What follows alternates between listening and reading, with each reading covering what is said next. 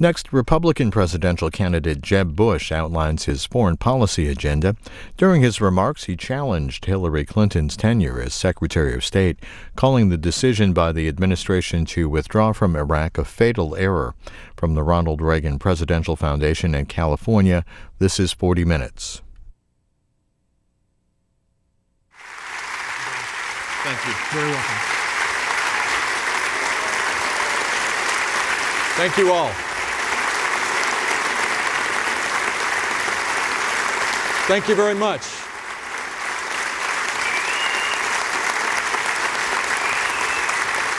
Thank you so much.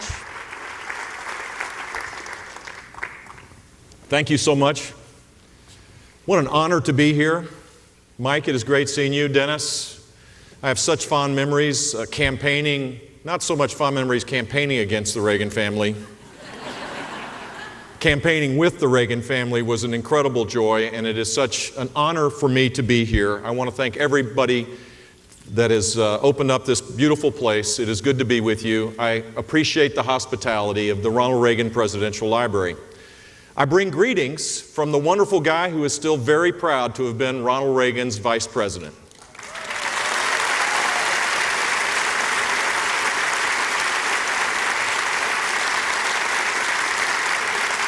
That competition turned into friendship, and the better my dad got to know Ronald Reagan, the more he admired and loved him. On the way here this afternoon, I made a call to Mrs. Reagan to thank her for this honor and to let her know that many, many Americans love her very, very much.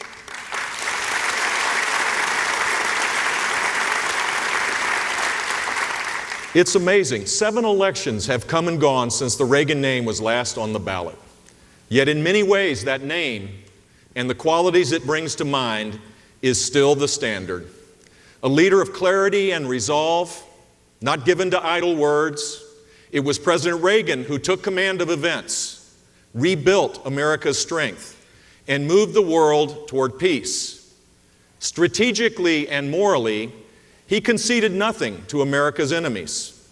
He believed that the Cold War could be won, not just endlessly managed. And in the end, he put an end to an age of conflict behind us. They don't always give out peace prizes for that, but peace is what Ronald Reagan left behind, and that is a legacy of a good and great man.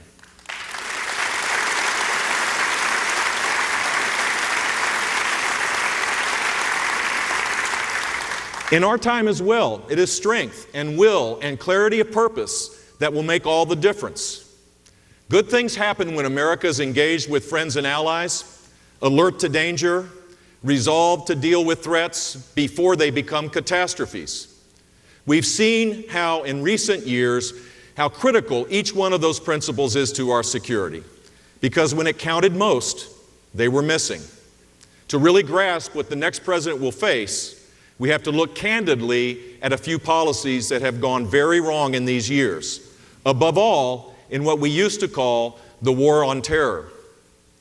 Despite elaborate efforts by the administration to avoid even calling it by name, one of the gravest threats we face today comes from radical Islamic terrorists. The terrorists are possessed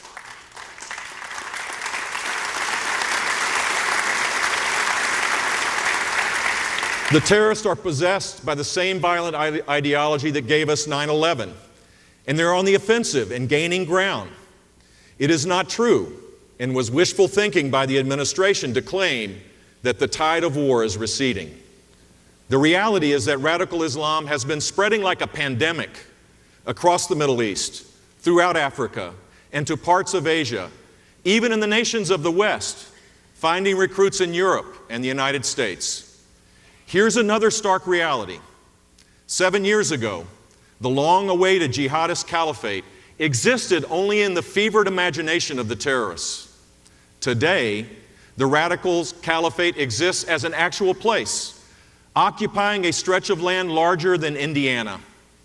ISIS, a genocidal terrorist army, controls large parts of 2 countries and is gaining influence in others. And yet, well into this nightmare, President Obama's administration, by its own admission, has no strategy to stop it.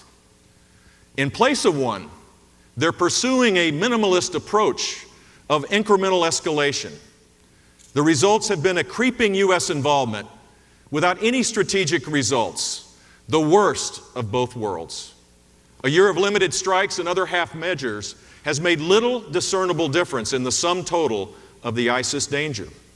A halting, ineffective effort against them has only emboldened these terrorists, leaving the pandemic unchecked. Mosul, Fallujah, Ramadi, and other cities that American and Allied troops died to liberate are now under the black flag of ISIS. Inside the caliphate, non-believers are forced to convert, and those who do not can expect a horrible fate. A special hatred is reserved for Christians and other religious minorities. In the Middle East today, we're witnessing the mass persecution and exodus of the followers of Jesus Christ all across the region. Nor is any allowance made for the adherents of Islam found lacking in zeal by ISIS, which has filled mass graves with innocent Muslims. Potential recruits of ISIS, ready for their own taste of violence, can even follow it all on social media. It's a time when mass murderers have Twitter handles, Facebook and Instagram pages, using these to add the veneer of glamour to their exploits. We need to work with the owners of these relevant companies to give careful thought on how we address this problem. Among followers worldwide, ISIS is hailed as the strong horse, the glorious cleanser and restorer of Islam. And that word is getting out on Western-based social media. This helps explain the spread of ISIS and the terrorist pandemic in the Middle East and beyond, including thousands recruited from Europe and more than 100 from America, giving us ISIS terrorists with Western passports. The Islamic State and its followers are an asymmetric threat, needing just one big strike to inflict devastation. We're facing an ISIS and its ideology. What it is, to borrow a phrase, the focus of evil in the modern world. And civilized nations everywhere, especially those with power, have a duty to oppose and defeat this enemy. No leader or policymaker involved will claim to have gotten everything right in the region, Iraq especially. Yet, in a long experience that includes failures of intelligence and military setbacks, one moment stands out in memory as the turning point we had all been waiting for. And that was the surge of military and diplomatic operations that turned events toward victory. It was a success, brilliant, heroic, and costly. And this nation will never forget the courage and sacrifice that made it all possible.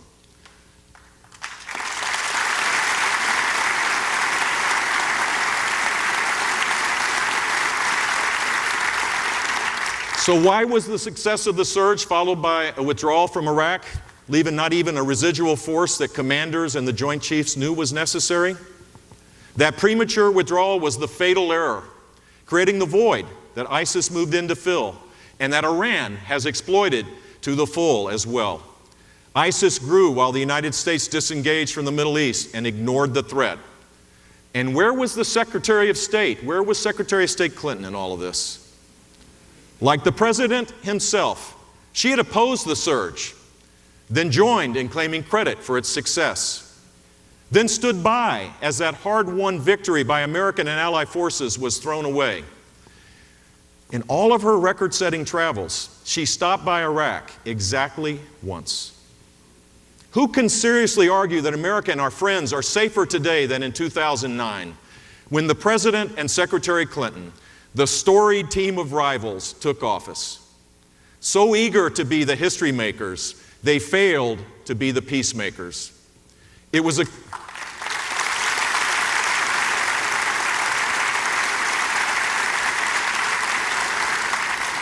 case of blind haste to get out and to call the tragic consequences somebody else's problem. Rushing away from danger can be every bit as unwise as rushing into danger, and the costs have been grievous. All of that is in the past. It cannot be undone. Another terrible miscalculation unfolding right now is a different story. That would be the Obama-Clinton-Kerry policy of treating the mullahs in Iran as a stabilizing force in the region. when in fact they are deceitful dictators causing nothing but instability.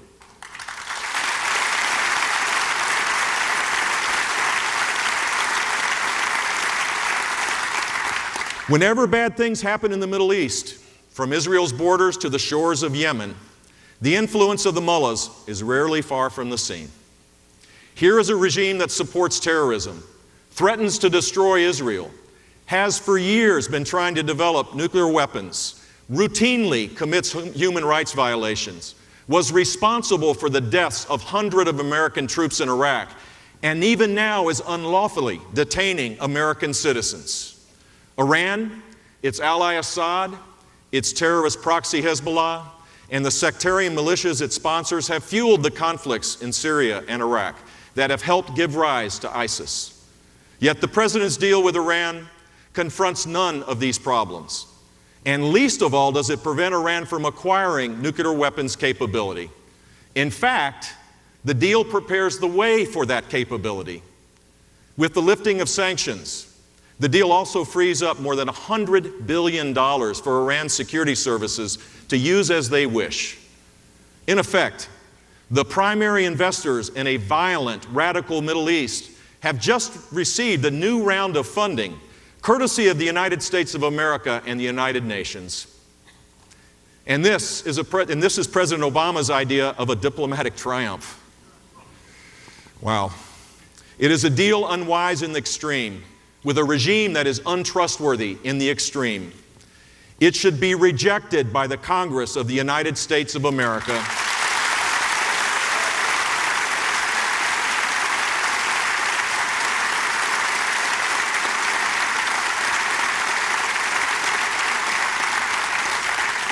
If the Congress does not reject this deal, then the damage must be undone by the next president. And it will be my intention to begin that process immediately.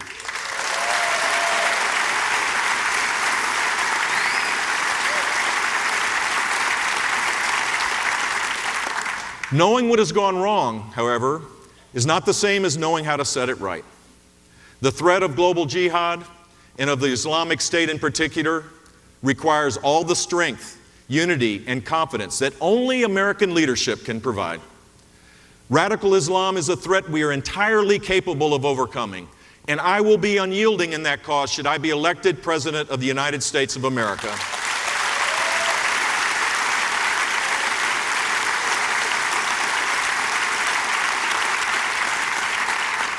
We should pursue the clear and unequivocal objective of throwing back the barbarians of ISIS and helping the millions in the region who want to live in peace.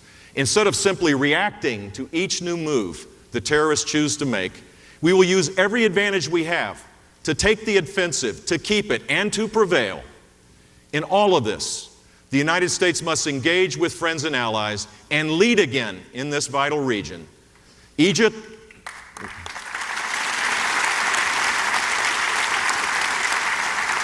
and Saudi Arabia, the most populous and wealthiest countries in the Middle East, are important partners of the United States. Those relationships have been badly mishandled by this administration. Both countries are a key to a better coordinated regional effort against terrorism. We need to restore trust and work more closely with them against common threats. We have very capable partners likewise in the United Arab Emirates who are willing and able to take the fight to the extremists. We have a moderate and quite formidable leader in King Abdullah of Jordan. We have an ally in the new democratic government in Tunisia, and a fragile democracy in Lebanon, nations that are both under assault by radicals and terrorists. Across the region, responsible governments need no persuading of what the moment requires. It requires action, coordination, and American leadership to bring it all together. My strategy meets the unique circumstances in each of these two countries, Iraq and Syria, in which ISIS now has territory. And let's start with Iraq and the 5 broad actions I would take as president to help remove the threat from that country. First, we must support the Iraqi forces, which right now have the will to win, but not the means. As matters stand, the United States has been helping to reconstitute Iraqi security services and to aid the Kurdish Peshmerga. We need to broaden and expedite our efforts to help ensure Iraqis rebuild their security sector, not only to win against ISIS, but to break free of Iranian influence.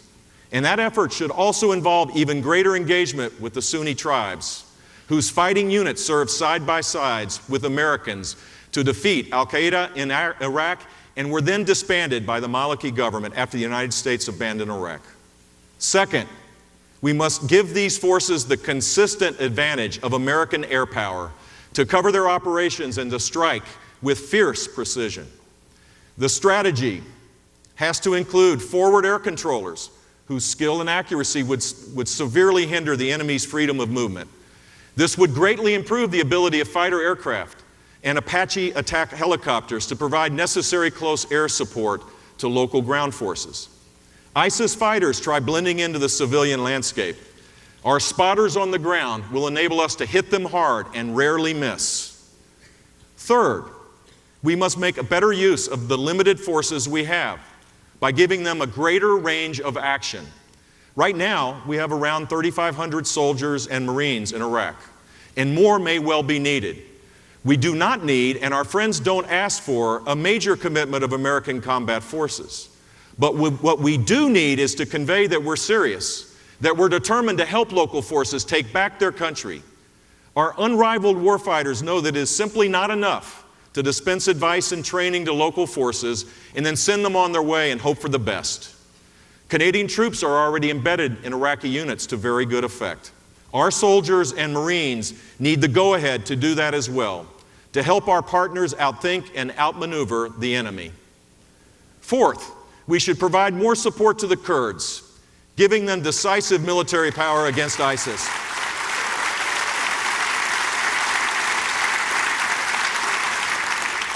In Iraq's Kurdish region, we have loyal friends and brave and skilled fighters. If I'm Commander-in-Chief, the United States will make certain that the Kurds have everything they need to win.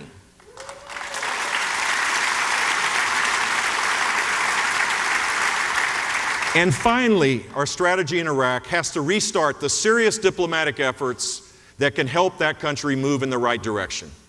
Only Iraq's Shiites, Sunnis, and Kurds can decide if they will live together and share power and resources in a way that will serve their interests, assuring the survival of their country.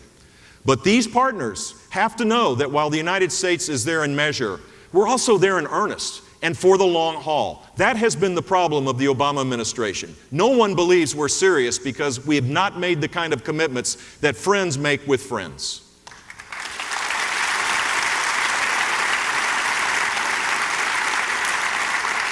They will come through for their country, but they've got to know that we have their back. Now, the situation in Syria is quite different from the one in Iraq. In some ways, it's even more complex because we have no large cohesive force to work with. And here too, we have seen what ruin and suffering can follow when America doesn't lead. Of 23 million Syrians, about 11 million have been displaced or fled the country altogether. Imagine that. More than 200,000 people have so far been killed in the mayhem. The regime of Bashar al-Assad is deploying every ruthless means to stay in power. Long brutalized by that regime, now under assault from ISIS, Syrian moderates want to fight against both enemies, and they view the regime as the greater evil. It's a sorrowful picture when you think back on how it could have been avoided. Exactly 4 years ago, we heard words that still hang in the air of the Middle East when President Obama declared, "The time has come for President Assad to step aside." Then, 3 years ago, came another pronouncement that any use of chemical weapons by Assad would be a red line, inviting tough consequences for the regime. If the choice was between silence and these idle, grandiose words, it would have been a heck of a lot better to say nothing at all.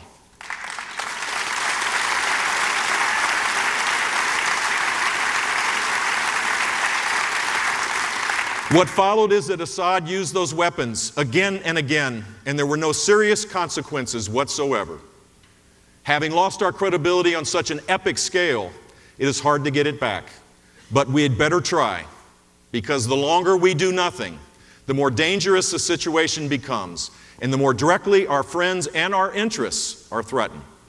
Our ultimate goal in Syria is to defeat ISIS and to achieve long-term political stability in the country. Defeating ISIS requires defeating Assad, but we have to make sure that his regime is not replaced by something as bad or worse. The last thing we need in Syria is a repeat of Libya, with its planless aftermath, where the end of a dictatorship was only the beginning of more terrorist violence, including the death of 4 Americans in Benghazi.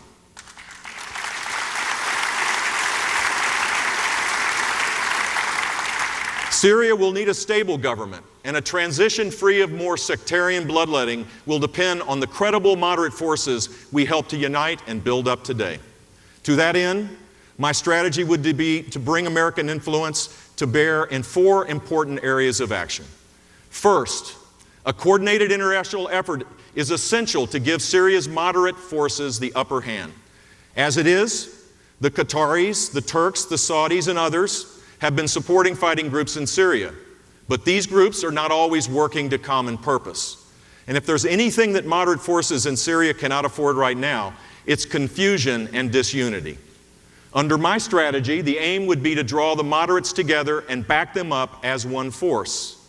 And we should back that force up all the way through, not just in taking the fight to the enemy, but in helping them form a stable, moderate government once ISIS is defeated and Assad is gone.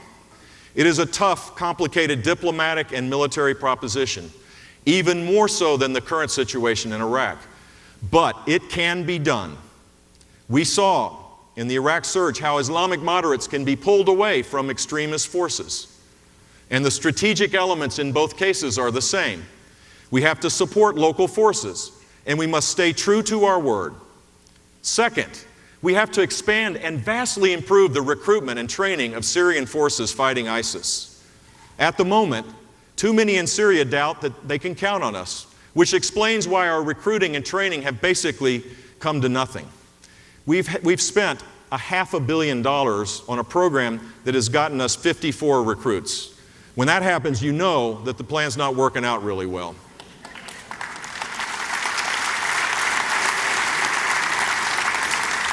I'm tempted to be reminded of healthcare.gov. It cost a little bit more and got the same result.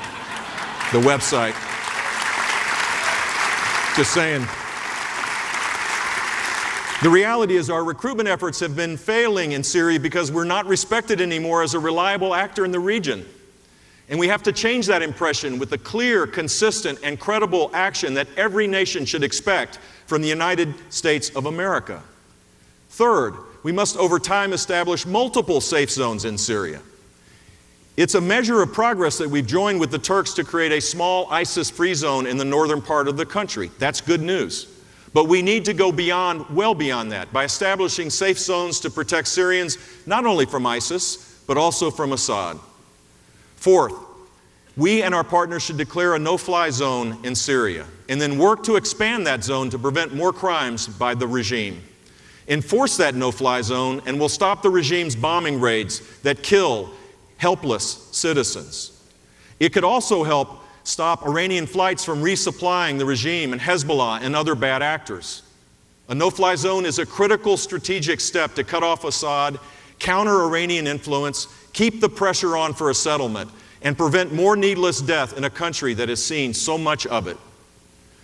When we talk about no-fly zones in Syria, precision airstrikes in Iraq, or any projection of military power to meet or deter threats, all of this assumes that such power is there when we need it. Yet here as well, the short-sightedness of the present administration will leave a cost. We're in the 7th year of a significant dismantling of our own military, in almost inverse proportion to the threats that are multiplying. I assure you, the day that I'm elected President of the United States will be the day that we turn this around and begin rebuilding the armed forces of the United States of America.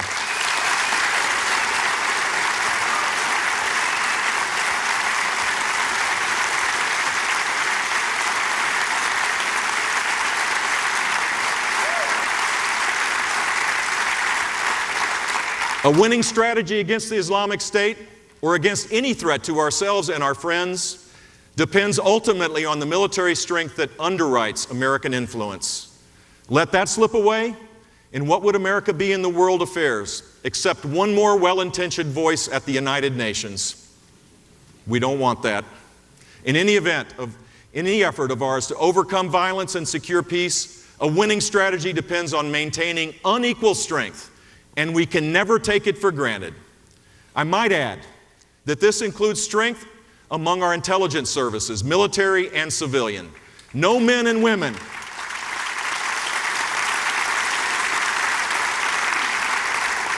No group of men and women receives so little credit for doing so much to track dangers and to keep us safe.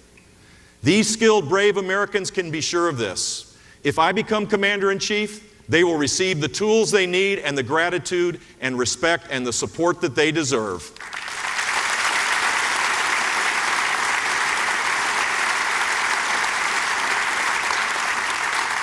A good many people who serve in our military and intelligence agencies are at mid-career.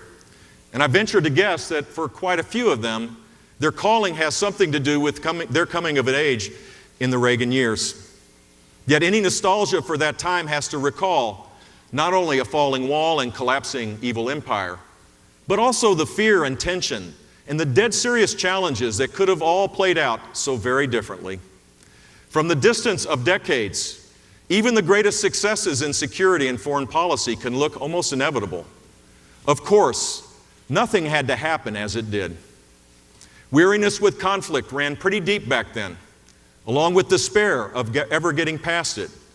But then along came one formidable figure who would not accept that way of thinking, and he was the one who mattered the most.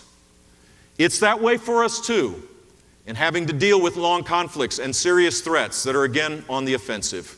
And in living up to our responsibilities, we can always use a little more of the Reagan spirit, rejecting with contempt the idea that conflict must be endless or that the spread of danger and violence is inevitable. It is not.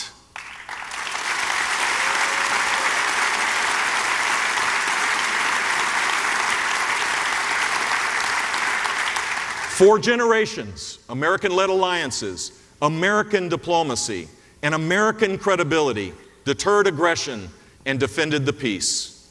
This is the way forward in our time as well, led by a president who is resolute, as I will be, in the defeat of radical Islamic terrorism wherever it appears.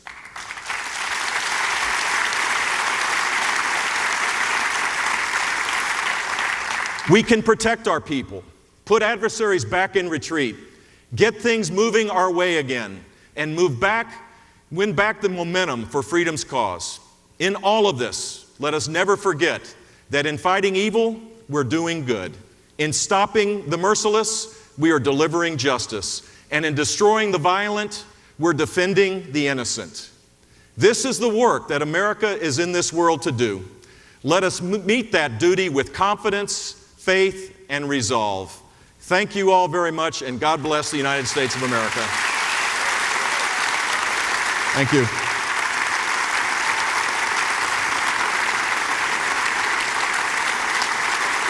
Thank you, guys. Thank you.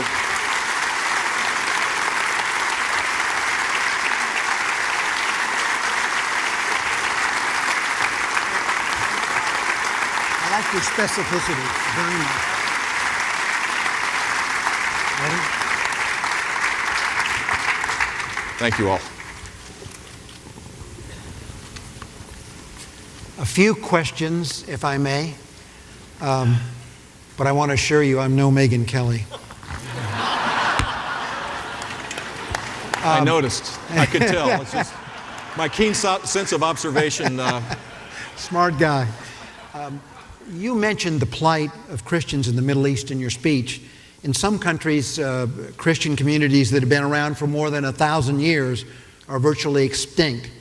So my question is, does the United States have a moral responsibility to intervene to stop this kind of genocide? But for us, who? Who will stand up for the persecuted? Who will stand up? Look, Bob, I have a personal connection to this. My views on this are existed before, but because my daughter-in-law is a Canadian-born beautiful, spectacular woman, brilliant beyond belief and giving me two of the most precious granddaughters I could ever imagine. Her parents are Iraqi Christians. And I've been sensitized to the plight of Christians in Iraq. If you think about it, in Mosul, for 1,600 years, Mass was given. Communion was given. And today it's not, because ISIS controls Mosul. And they will persecute and kill Christians. And they're fleeing. They're fleeing all over the region, not just Iraq. There are challenges in Lebanon, which used to be a peaceful Christian nation. Think about the ISIS-inspired terrorists on the shores of the Mediterranean in eastern Libya, executing, beheading 18 Christian Copts. Think about the Christians that are being slaughtered all around the world. Think of the precious Christian girls in northern Nigeria. This is our challenge, because but for us who? I think we do have a duty, and we have the skills to do this. These are not the most awesome forces in the world. The United States has fought wars against forces that were evil, just as evil as this, with greater military might. We can take these guys on. We have special forces that are the best in the world. We have military capabilities that are far exceed anybody else. I just reject the idea that this isn't important. This is something that would send a signal to the rest of the world that the United States is supportive of people that through no fault of their own, believing in their faith, are being killed and tortured and persecuted. We need to stand up against this.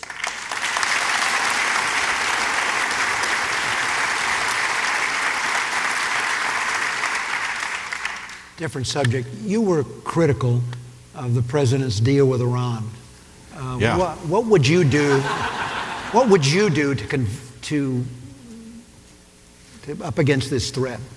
Well, first of all, if you're going to negotiate a deal with Iran, then I think you should have kept what the objective was from the very beginning, which was to never allow Iran to obtain the capabilities to build a nuclear bomb. That was the beginning of the efforts.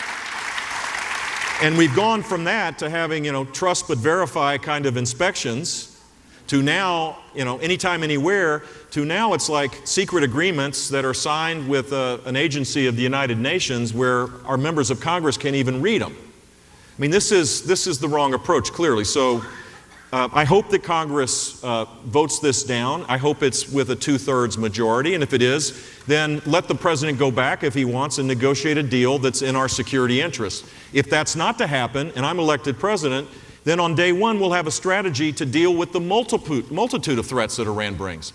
Iran doesn't just bring the threat of being a nuclear threshold country, which is real and serious. That will provide the possibilities of nuclear proliferation in the region. I mean, these are serious problems, but they're also the largest sponsor in every way of terrorism. Not just, by the way, in the region, but in Latin America as well, and other places. They support Hezbollah, that is active in our hemisphere as well.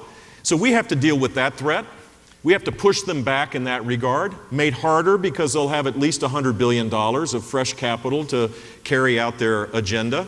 We have to deal with the capabilities that they'll get when conventional weapons sanctions are relieved, which is in relatively short period of time. To have a missile defense capability bought from the Russians, to have ballistic missile capabilities that they're developing, and then have conventional weapons capabilities second to none in the region, is something that we're going to have to deal with. And the strategy needs to be to engage with the region, of course, with the countries that feel most directly threatened by this. But we have to lead this. We can't be part of the community of nations. We can't lead from behind. All this new language that is the antithesis of American leadership. We have to lead and develop a strategy to push Iran back into its own country in terms of its efforts to destabilize the regime, and to make sure that they never have the capability of a nuclear weapon. Well done. Great.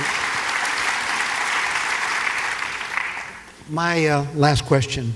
You mentioned some of the mistakes of Secretary Clinton with respect to Iraq. Could you talk to us about what you think of her tenure and some of the differences you have in foreign policy vision? I would say the Obama-Clinton foreign policy will be remembered as a foreign policy based on grandiose talk and little action. It'll be based on wonderful speeches, and then grandiose things like red lines. Russia's a regional power. 30 days later, they invade Crimea. ISIS is the junior varsity, and then they create a caliphate, literally, and announce their objective is to put the black flag of ISIS on top of the White House.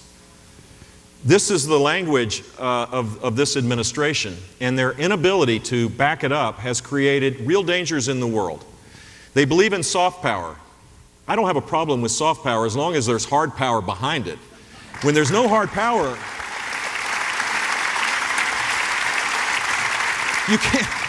you can't skip over that part. You can't just talk about things. We're not part of the community of nations. We can't lead from behind. We have to lead. And the way you create a more peaceful world, past this prologue, there's enough evidence in history, starting with Ronald Reagan. We're in this place to honor him because he understood that having certainty, having a word that everybody understood, friend and foe alike, created peace, lessened the chance of America's boots on the ground, American combat troops being necessary. We need to restore that foreign policy, and we need to make it more bipartisan. This last week, the President, and I haven't heard what Hillary Clinton's view on this is. If anybody sees her, why don't you ask? That would be interesting. He says, the President says, for those that oppose the Iranian deal, I mean, there's solid reasons. Many people in this room, I assume, oppose the deal as well. There's legitimate, solid reasons to oppose this deal. The President had the gall to say that those that opposed this deal were in cahoots with the Death to America crowd in Iran. The Death to America crowd in Iran is the group that he negotiated the deal with.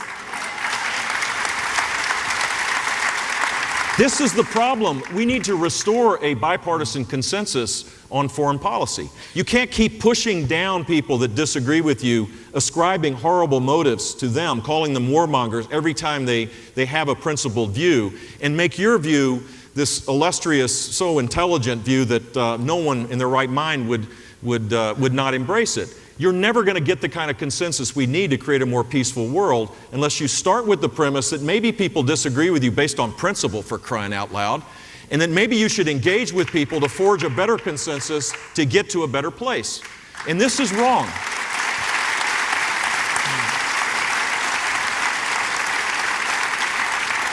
I mean, across the spectrum of foreign policy, we see this. And Mrs. Clinton was the implementer of this foreign policy. I think the experience she has is real. I mean, she was Secretary of State for 4 years, but it's a failed record. The reset, Libya, Benghazi, the fight against terror, on and on it goes, and it's based on not backing up your word, where America no longer has any credibility in the world. I would just conclude by saying, name a country where our relationship is better today than it was the day that Barack Obama was elected, was inaugurated, and when Hillary Clinton was sworn in as Secretary of State. Cuba and Iran. Name the relationships where our relationships are worse. It starts with Canada, and it's a long, long list. The next president is going to have to restore these relationships because they're important in keeping the peace. Thank you. Thank you. Thank you, Dan. Thank you, guys. Hold on just a second.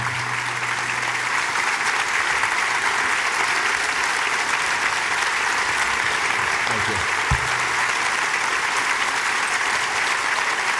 I seen you. You were a little baby when I saw you.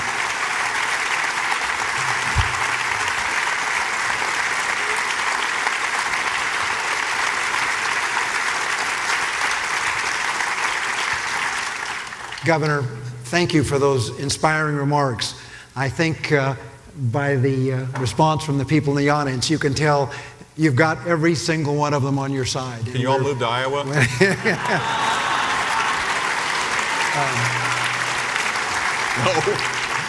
You're living in paradise. On behalf of the Reagan Library, everyone at the Reagan Library and the Reagan Foundation, and I'll bet everyone in this room, we have a little gift for you. This is an American flag that flew over the library today. We'd like to give it to you. Thank you. Thank you. Thank you all. You're on your way. Thanks.